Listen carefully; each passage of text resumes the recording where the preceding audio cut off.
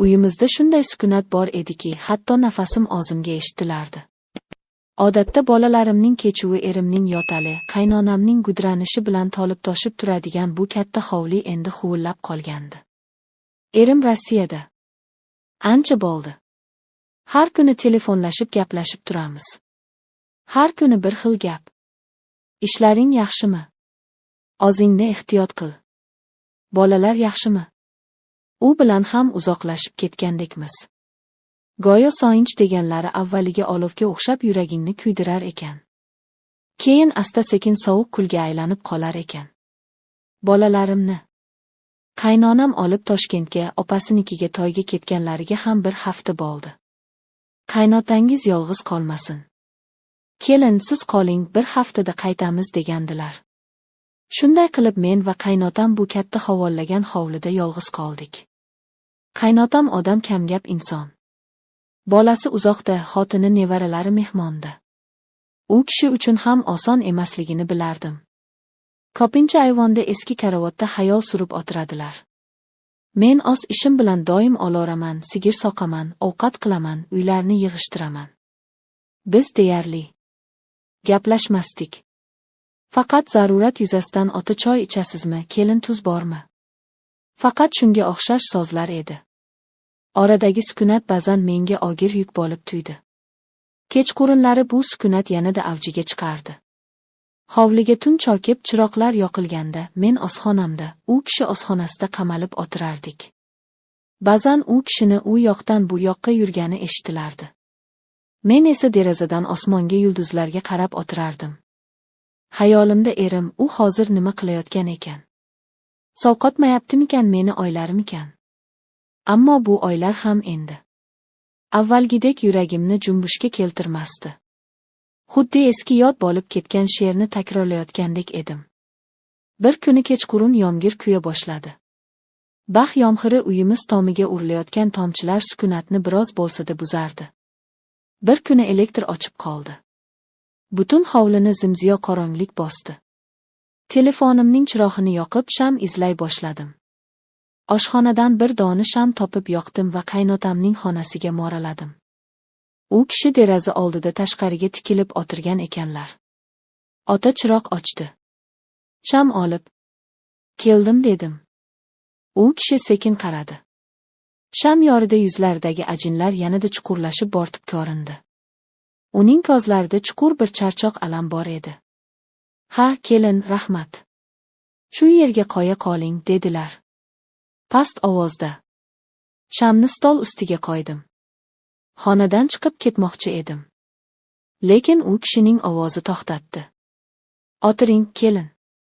Bir ozim zerikdim. Bu taklifni kutmagandim. Ikkilanib eshik oldidagi kursiga o'tirdim. Odasham alangasi bizni bir-birimizdan ajratib turardi. Uzoq jim qoldik. Yomg'irning shovullashidan boshqa ovoz yo'q edi. Bolam bilan gaplashdingizmi? Nihoyat so'radilar. Ha, kecha gaplashdim. Yaxshi yuribdikan, dedim odatdagidek, yana sukunat. Keyin u kishi kutilmaganda chuqur xo'rsindilar.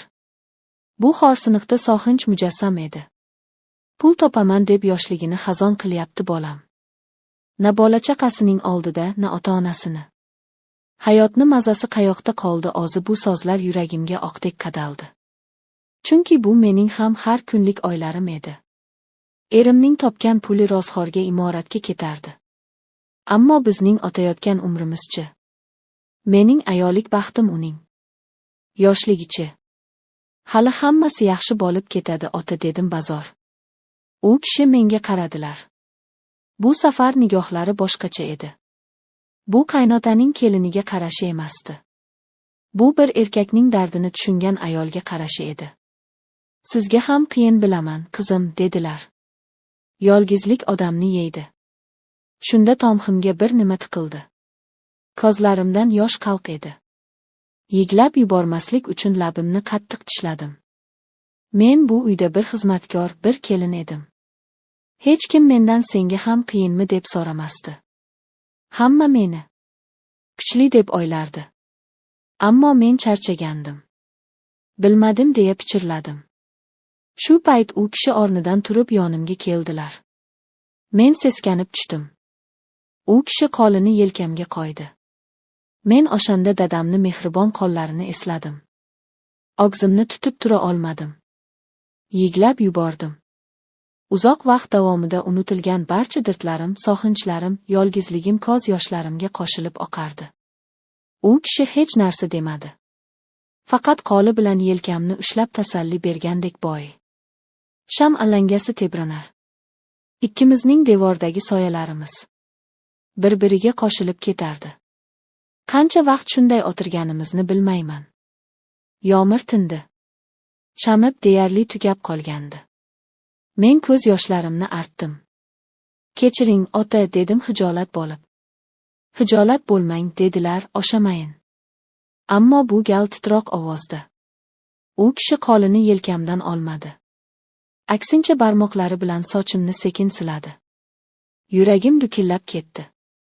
Bu nima? Bu qanday holat? Aqlim turxonangga kel, bu gunoh deb bong urardi. Ammo tanam, ruhim qimirlashni istamasdi. Men shu mehrga, shu e'tiborga shunchalik tashna edimki, bu iliqlikdan voz hech kim kelmadi. U egilib yuzimga qaradi.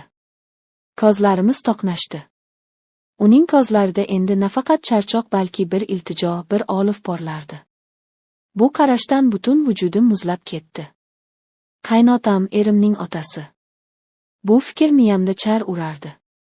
Ammo hozir u qaynotam emas, balki meni tushunadigan, dardimga sherik bo'lgan yagona inson edi. U sekin yuzimga yaqinlashdi.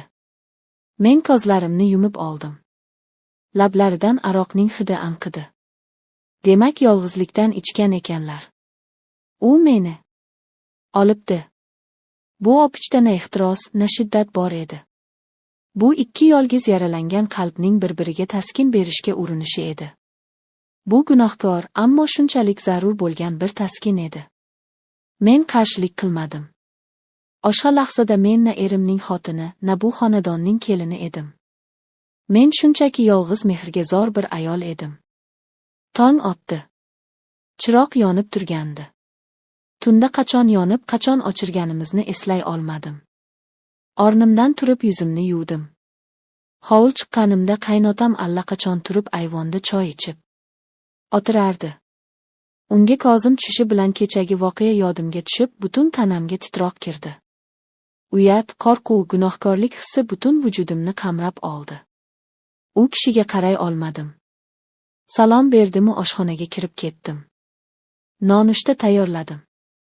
Lekin og'zimning tomog'imdan hech nima o'tmadi. Dasturxon yozib, choynakni olib chiqqanimda, u kishi bilan yana yuzma-yuz bo'ldik. Uning nigohida ham hijolat bor edi. Biz hech narsa demadik.